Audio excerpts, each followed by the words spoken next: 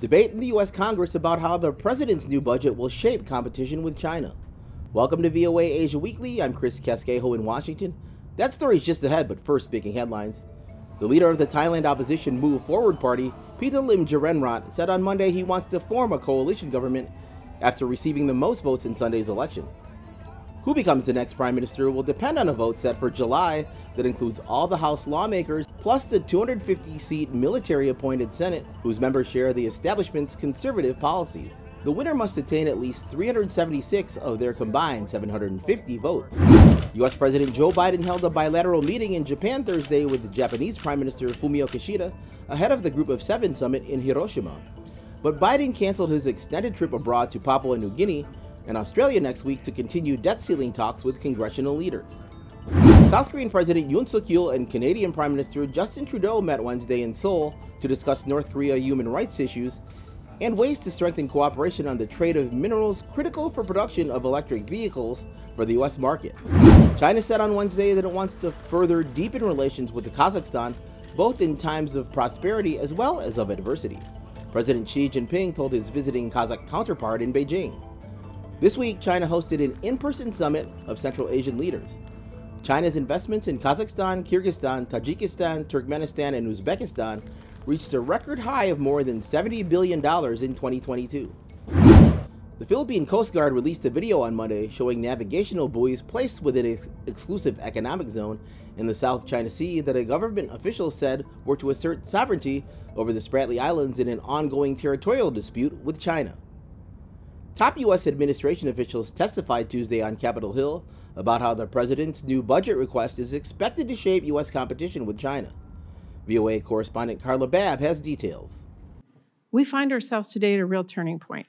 Lawmakers and top cabinet officials discussed whether the Biden administration's latest budget will allow the U.S. to compete with China or fall behind. Today, China has the world's largest navy, the world's largest army, and the world's largest economy by purchasing power parity. Beijing has said it wants to use this growing power to control the island of Taiwan by force if necessary.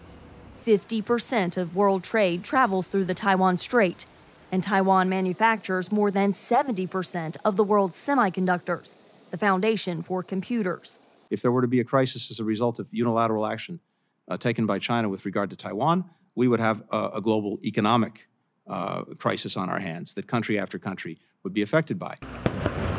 Officials say the U.S. remains committed to Taiwan, with a massive military aid package for the democratic island expected soon.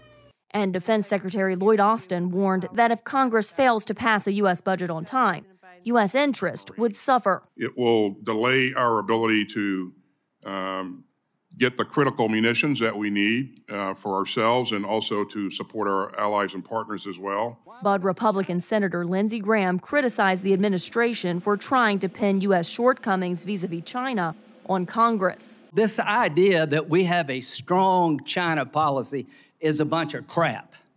It's not the budget will deter China, it's our will to take on people like China. Republicans argue that Biden's budget fails to fund new ships the U.S. Navy says it needs to deter China.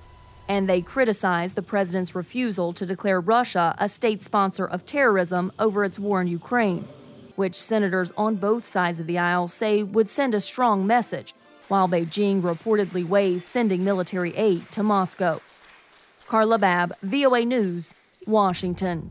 Taiwan's main opposition Kuomintang Party on Wednesday picked new Taipei City Mayor Ho Yui to be its presidential candidate in the election next year, with China tensions set to be the top issue.